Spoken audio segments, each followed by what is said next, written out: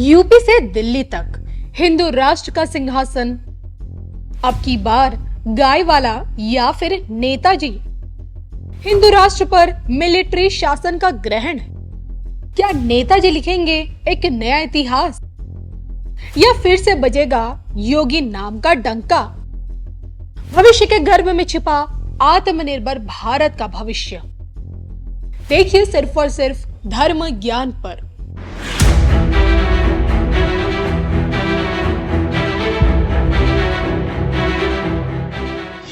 नमस्कार, धर्म ज्ञान के दर्शकों का स्वागत है। मैं हूं आपके साथ कविता राणा। मेरे साथ मौजूद है एस्ट्रोलॉजर सुमिताचार्य जी। स्वागत है सर आपका। नमस्कार, बहुत बहुत धन्यवाद इस शो में मुझे आमंत्रित करने के लिए अपने साथ। जी बिल्कुल। तो सुमिताचार्य जी एक ऐसे एस्ट्रोलॉजर हैं जिन्हें मैं तो भारत का नास्ट्राडामस कहती हूँ, क्योंकि हमेशा ये जो भी प्रेडिक्शंस करते हैं डेट्स के साथ और टाइम के साथ करते हैं और इनकी अधिकतम भविष्यवाणियां हमेशा से ट्रू रही हैं। मोदी जी के बैक टू बैक प्रधानमंत्री बनने की भविष्यवाणी हो, योगी के मुख्यमंत्री बनने की भविष्यवाणी हो, और आज जो कि हम बात करने वाले हैं उत्तर प्रदेश की और यूपी से योगी आदित्यनाथ जी की और अखिलेश यादव की। तो आज हम सुमिताचार्य जी से जानने की कोशिश करेंगे कि अगर आज के डेट में लोकसभा चुनाव होता है तो सर्वे किया गया जिसमें पूछा गया कि प्रधानमंत्री की पहली पसंद कौन। सर्वे में योगी जी को लोगों ने ज़्यादा वोट दिए और अखिलेश जी के पाले में भी गए, लेकिन उतने नहीं। लेकिन योगी जी और अखिलेश जी की कुंडली एनालिसिस क्या कहती है, किसके ग्रह नक्षत्र ज्यादा भारी है, मुख्यमंत्री बनने का योग किसका ज्यादा प्रबल है 27 में, और प्रधानमंत्री बनने तक का सफर कौन सा चेहरा तय करेगा, इसी पर आज की इस वीडियो में हम चर्चा करेंगे जी। तो सुमित जी बताइए, योगी जी और अखिलेश जी की कुंडली का एनालिसिस क्या कहता है, किसके स्टार्स आपको एकदम मजबूत नजर आ रहे हैं भविष्य में? कहते हैं धर्मो रक्षति रक्षितः, मतलब जो धर्म की रक्षा करेगा धर्म उसकी रक्षा करता है। तो यहाँ पर योगी जी का जो पलड़ा है वो भारी पड़ता हुआ दिखाई पड़ता है अखिलेश यादव जी की तुलना में। लेकिन वहीं देखा जाए यहाँ पर कि जहाँ तक बात रही कि मुख्यमंत्री बनने के लिए, तो अखिलेश जी का भी जो योग है मुख्यमंत्री के हिसाब से वो कमज़ोर आता है। लेकिन प्रधानमंत्री बनने की जहाँ तक बात की जाए तो वहाँ पर योगी जी का प्रधानमंत्री बनने का योग है। मोदी जी के 2 सत्र और पूरे करने के बाद जो तीसरा सत्र शुरू होगा उसमें योगी जी प्रधानमंत्री के रूप में दिखाई देंगे। थोड़ा सा मैं एक बात के लिए सचेत करना चाहता हूँ कि योगी जी का इस बार पुनः सीएम बनने का जो योग है वो थोड़ा सा कमज़ोर होता हुआ इस बार का सत्र में दिखाई पड़ता है। ये तो आपने बहुत भविष्यवाणी कर दी, शुरुआत में ही बता दिया।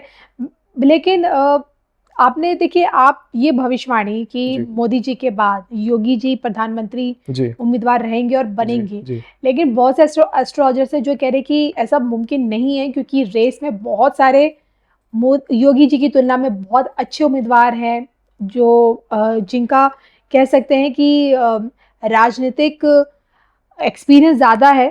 तो क्या कुछ आपको नहीं लगता कि कुछ ऐसी मुश्किलें आ सकती हैं योगी जी के लिए? देखिए, कहते हैं कि अच्छे उम्मीदवार और बड़े बड़े दिग्गज हमेशा आते रहते हैं, लेकिन एक बार जब जहाँ पर संत पहुँच जाते हैं वहाँ पर सभी का पलड़ा वहाँ पे कमज़ोर हो जाता है। क्योंकि जब भगवान नारायण को तौलने लगा गया था तो उस समय सोने के आभूषणों से भर दिया गया था तराजू को, लेकिन भगवान नारायण को थोड़ा भी नहीं उठा पाया। लेकिन तुलसी का एक पत्ता जो काम कर गया वो उतने सोने के आभूषण नहीं कर पाते हैं। तो उसी प्रकार से है कि जहाँ संत आ जाते हैं वहाँ पर जितने भी बढ़िया बढ़िया उम्मीदवार हों वो वहाँ पर हल्के पड़ने लग जाएंगे, उनकी छवि फीकी पड़ने लग जाती है। तो वहाँ पर ये पूर्ण रूप से दरअसल शगुन शास्त्र का ये पूर्ण रूप से भविष्यवाणी इससे निकल करके आता है, इसकी पूरी संभावना निकल करके आती है कि योगी जी प्रधानमंत्री बनेंगे हमारे देश में। और शगुन शास्त्र क्या होता है? शगुन शास्त्र जो मैंने शब्दक्त ब्रह्म का उदाहरण दिया था अभी कि रसे रूपे च गंधे च शब्दे स्पर्शे च योगिनी, तो इससे ही शगुन शास्त्र का उत्पन्न होता है कि प्रश्नकर्ता के प्रश्नों के वेग में ही उसका उत्तर छुपा हुआ होता है। जी। यूपी ने हमारे देश को बहुत सारे प्रधानमंत्री दिए हैं, जिसमें वर्तमान के हमारे मोदी जी हैं। क्या अखिलेश यादव की कुंडली में प्रधानमंत्री बनने का योग, अगर मुख्यमंत्री नहीं बन रहे तो? देखिए, मैं निष्पक्ष तरीके से बात कर रहा हूँ और ज्योतिष मत के अनुसार बात कर रहा हूँ, तो इस प्रकार का योग नहीं दिखाई देता है। अभी किसी और क्षेत्र में काम करना चाहिए। नेताजी ना ही मुख्यमंत्री बनेंगे ना ही प्रधानमंत्री बनेंगे, क्यों? इसके पीछे का क्या रीजन है? देखिए, रीजन ये है कि कालखंड की स्थिति आप समझ लीजिए इसको कि जो आदमी का कार्य है, जो कर्म है, और जो पूर्व के जो कर्म सब किए रहते हैं, संचित कर्म आदि, सब एक साथ मिलकर के एक्शन में आते हैं और व्यक्ति को कहीं ना कहीं अपने जीवन में परास्त करने लगते हैं। तो कर्मों की दशा मानिए इसको, और साथ में इसको मानिए कि ग्रहों की चाल। तो ग्रहों की चाल का जहाँ तक है कि धर्म प्रायर्थ व्यक्ति ही उत्तर प्रदेश से निकल करके प्रधानमंत्री की कुर्सी को संभाल सकता है, और जो धर्म प्रायर्थ व्यक्ति ना हो वो प्रधानमंत्री की कुर्सी को नहीं संभाल सकता। योगी आदित्यनाथ जी, जिनकी पहचान अजय सिंह बिष्ट से होती थी, देवभूमि से, जो उनकी जन्मभूमि रही, फिर उन्होंने गोरखनाथ मंदिर जो हमारा गोरखपुर है उसे अपनी कर्म भूमि बनाया और वहीं से महंत से मुख्यमंत्री का सफर तय किया, और आज आप उन्हीं मुख्यमंत्री को प्रधानमंत्री पद तक के पहुंचने की उनकी भविष्यवाणी कर रहे हैं। तो क्या विश्व पटल पर जो विश्व शक्तियां हैं, क्या उनके नेतृत्व को स्वीकार कर पाएंगी? देखिए, जिस प्रकार से भारत के धर्मगुरु बनने की बात है, तो अवश्य ये बात है कि सारा विश्व अभी जो हमारी जो धार्मिक स्थिति है वो सर्वभौम सत्य है। आज हमने एजुकेशन सिस्टम में उसको छुपा दिया, उसको हमने पिछड़ा बता दिया, लेकिन अभी विश्व उसे अपना रहा है। और इसी प्रकार से योगी जी को भी पूरा विश्व जो है अपने गुरु के रूप में उनको मानेगा। कहते हैं कि जिस प्रकार से व्यक्ति अपने अधिकृत लोक में पहुंचता है, वहां पर जो छवि उसकी प्राप्त होती है वो छवि होती है जो छवि को दुनिया देखना चाहती है। जैसे कि हम लोग अभी 2 भुजा वाले व्यक्ति हैं जो हम लोग इस मृत्यु लोक पर हैं, लेकिन जैसे ही हम वैकुंठ को प्राप्त करेंगे हमें 4 भुजाएं प्राप्त हो जाएंगी, वैसा दिव्य शरीर प्राप्त हो जाएगा।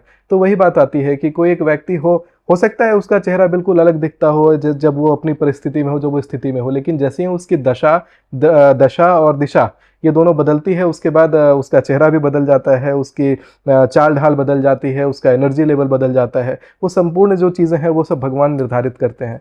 तो बिल्कुल उनको एक बहुत ही सफल नेता के रूप में, आज भी बहुत सफल नेता है और बहुत ही समझ के चलिए भारत के प्रधानमंत्री के रूप में पूरा विश्व उनको स्वीकारेगा।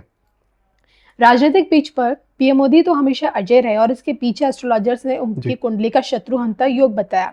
मैं आपसे जानना चाहती हूँ कि योगी आदित्यनाथ जी ने अब तक कभी हार का मुंह नहीं देखा।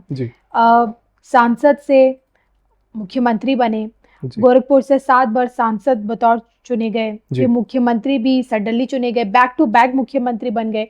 तीसरी बार भी उनके मुख्यमंत्री बनने की संभावना आप भी जता चुके, तमाम एस्ट्रोलॉजर्स भी जता चुके, हालांकि बता चुके आपकी कठिनाई भरा रहेगा लेकिन जीतेंगे। लेकिन जो हार का मुंह नहीं देखना पड़ता है, इसके पीछे का क्या कारण है? इसके पीछे क्या उनकी कुंडली में मौजूद कोई योग है या उनके साथ 9 नाग 84 सिद्धों की शक्तियां हैं? देखिए, मूल रूप से देखा जाए तो उनका जो सूर्य है वो केंद्र में है, और सूर्य का केंद्र में होना और साथ में उनका जो केसरिया वस्त्र वो अपने साथ धारण कर लेते हैं। तो सूर्य का जो पावर था वो थोड़ा सा कमजोर पड़ता हुआ जा रहा था, लेकिन जब उन्होंने भगवा धारण कर लिया अपने शरीर के ऊपर, वहीं से सूर्य को पूर्ण बल मिल गया और वो उतना बलशाली हो गया कि उनके वाणी में वो अपना प्रकाश डालने लग गया। और उनके वाणी का ये प्रकाश का, उनके वाणी का तेज का ये स्वरूप है कि बहुत ही व्यापक तरीके से केंद्र का सूर्य उनको एक प्रकार से सर्वत्र विजयी बनाता जा रहा है। और कहते हैं कि सूर्य का जो स्वामी नक्षत्र है वो आपका पुष्य है, और कहते हैं सर्वाणी विघ्नानि हरन्ति पुखः, तो सभी विघ्नों को हर लेने वाला पुख होता है। तो इसी प्रकार से हमारा जो सूर्य है वो सभी विघ्नों को हर ले रहा है। अगला सवाल मेरा थोड़ा सा काल्पनिक है। देखिए ना, भारत से सटे जितने भी पड़ोसी मुल्क हैं और जितने भी मुस्लिम देश हैं, अधिकतर हमने उसमें सत्ता परिवर्तन देखा है। पाकिस्तान में देख लीजिए कितनी बार सत्ता परिवर्तन होता है, मिलिट्री शासन लग जाता है। भारत के इतिहास में कभी ऐसा हुआ नहीं कि मिलिट्री शासन लगा, लेकिन क्या भविष्य में इसकी संभावना है? क्योंकि इमरजेंसी का दौर हम देख चुके हैं जिसकी कल्पना हमने उस वक्त कभी नहीं की होगी। तो ऐसे में क्या आज हमें कल्पना कर सकते हैं कि भविष्य में मिलिट्री शासन जैसा कोई तस्वीर देखने को मिल सकती भारत में? देखिए, जो भारत के विघ्नकारी ग्रह हैं वो सारे जाकर के बैठ गए हैं तीसरे घर में, और जो भारत की जो पूरी कुंडली है वो पूर्ण रूप से शुभ ग्रहों से घिरी हुई है। हाँ, भारत को समय समय पर आर्थिक स्थिति देखने के लिए मिलती है और भारत का बड़ा अनसर्टेन भविष्य रहता है। होता क्या है कि भारत की कुंडली पूर्ण रूप से काल सर्पदोष से प्रभावित है, इसीलिए भारत की जो कुंडली का असर है बिल्कुल अर्श से लेकर के फर्श पे गिर जाता है, फर्श से लेकर के फिर अर्श पे आ जाता है। होता क्या है, देखिए, भारत पहले सोने की चिड़िया थी, बिल्कुल नीचे आ गई। वापस से उठने लगी, विश्व गुरु के रूप में उभरने लगी। तो इसी प्रकार से भारत का जो है अप एंड डाउन तो चलता रहेगा, लेकिन विघ्न जितने हैं वो सारे पकड़ लेके बैठे हैं जो भारत के पड़ोसी मुल्क देश हैं वो। तो जो भारत से टूट करके अलग हुए हैं, बंटवारा होकर के अलग हुए हैं, उन देशों के ऊपर सारा विघ्न आता है। इसीलिए वहां पर जो है टकराव की स्थिति, वहां पर बार बार सत्ता परिवर्तन, राजनीतिक अस्थिरता हमें देखने के लिए मिलती है और हमेशा देखने के लिए मिलेगी जब तक कि भारत से वो हाथ नहीं मिलाते हैं। तो मैं यही कहूंगा कि पाकिस्तान को भारत से हाथ मिलाना चाहिए, लड़ना नहीं चाहिए। एक कहावत है कि चाय वाला तो चाय पीने का समय देता है, लेकिन जब गाय वाला आएगा तो सीधा गोबर में डाल देगा। जी मुझे लग रहा है आप समझ चुके होंगे कि जी, हाँ मैं बात योगी जी की कर रही हूँ। जी। जाते जाते आपसे यही जानना चाहूंगी कि क्या गाय वाले के आने से गऊ को राष्ट्रमाता का दर्जा मिल पाएगा?